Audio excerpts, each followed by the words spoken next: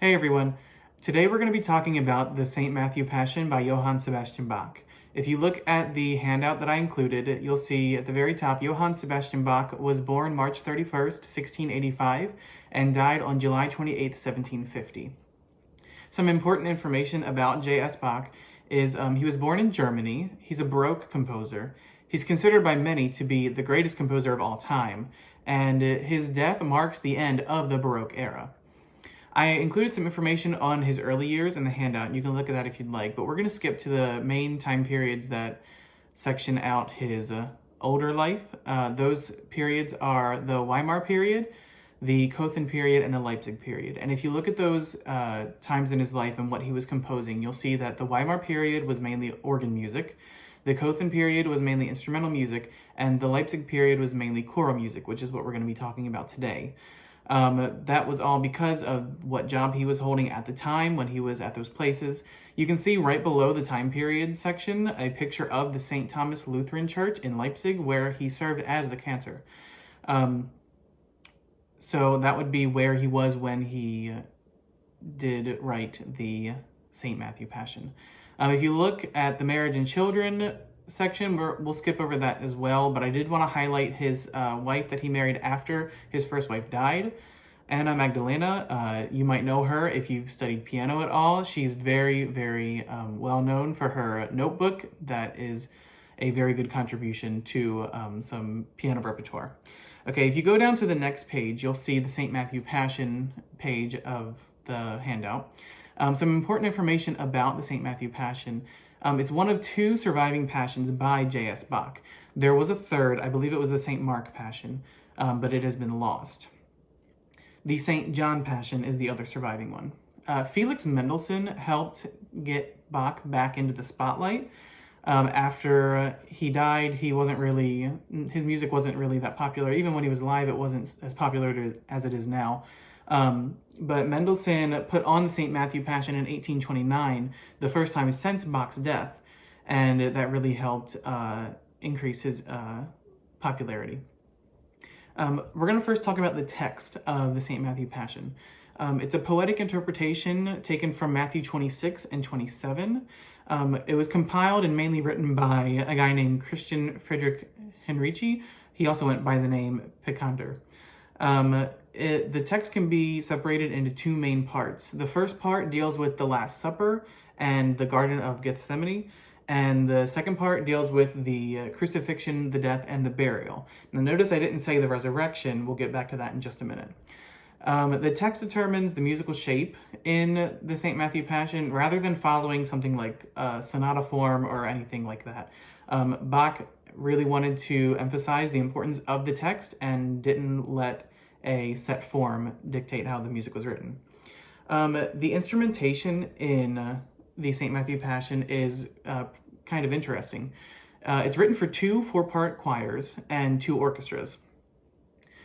The Passion is made up mostly of solo parts rather than choral parts, and the solos are main characters speaking, and there's one character that's not really a character per se. It's his name is the evangelist, and it's more like the narrator that is moving the story along and telling what's happening. The choir represents crowds and groups of people in the St. Matthew Passion, and the soloists are the ones that are really doing most of the storytelling. The composition is very interesting. I listed several things about word painting, key changes, voice registers, dissonance, melismas, but what I really want to focus on is the melodic shape. Now, you'll notice on the left side of the page, there is a screenshot from the score. It is part 1, number 20, and you'll see at the bottom, it says, the evangelist's ascending melodic line symbolizes the ascension into the Mount of Olives. The text here is, but after the song of praise had been recited, they went out of the Mount of Olives, and there Jesus said to them, and then Jesus continues to talk. But some symbolism in this is the ascension of the melodic line. You can see it just in those first 3 or 4 measures there. Kind of symbolizes the ascension into the Mount of Olives. And I thought that was very interesting. It's kind of simple, but it's very profound at the same time. We're going to take a listen to that and try to hear the ascending scale here.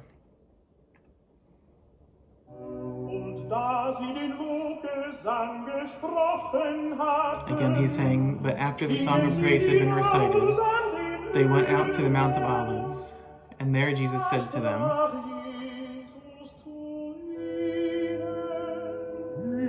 and this is where Jesus comes in and starts saying stuff. So that was part 1, number 20. We're also going to talk about, go back a little bit when I said it doesn't include the resurrection. And when I first saw that, I thought that was kind of bizarre because it's kind of an important part of the story. But there's a point to that. This was written not as like an Easter Sunday song, but a Good Friday song. And so it's not focusing on the resurrection. It's more focusing on the death and the pain and really a somber reflection of it. And so we're going to listen to the final chorus. This is part 2, number 78. And it's kind of an interesting way to end the whole thing. I thought it was very... it's kind of a depressing way to end things. The text translates to, "We sit down in tears and call to thee in the tomb. Rest softly, softly rest. Rest ye exhausted limbs. Your grave and tombstone shall for the unquiet conscience be a comfortable pillow and the soul's resting place. In utmost bliss the eyes slumber there." And that's the end.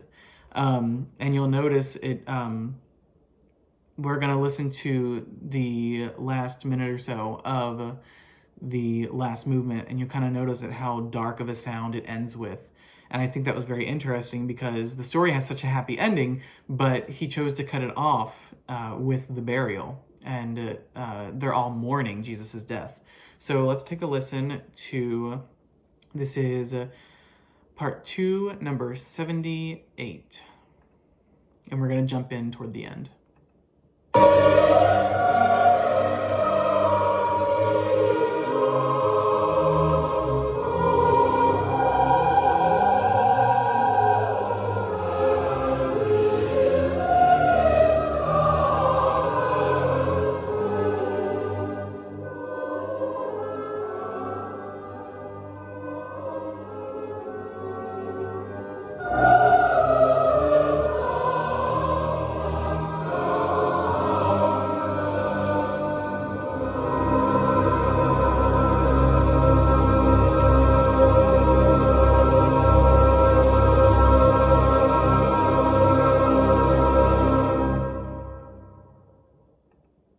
So yeah, what an ending.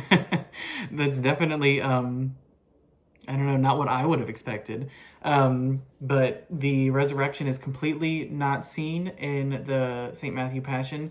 That's saved for Easter Sunday. This is Good Friday. It's the burial. This is the somber reflection of the death of Christ. And you can really hear that in the way that the song ends. Thank you for listening. This has been the St. Matthew Passion by Johann Sebastian Bach. You can see some helpful links I added to the handout if you'd like to go look at it some more. The YouTube recordings that I use, as well as the IMSLP score, and some articles that I used in my research. Thanks for watching.